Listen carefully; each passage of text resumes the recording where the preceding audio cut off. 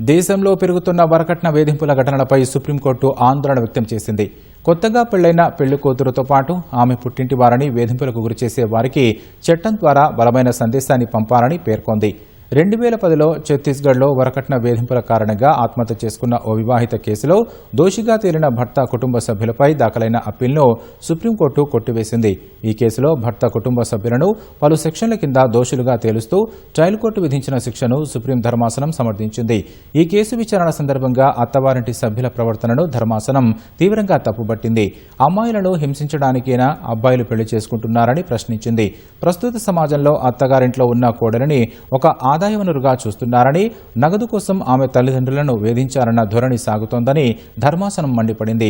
సమాజంలో వివాహితులను ఎలా చూస్తున్నారో చెప్పడానికి ఈ ఘటననే నిదర్శనమని, వీరికి శిక్ష పడాల్సిందేనని పేర్కొంది.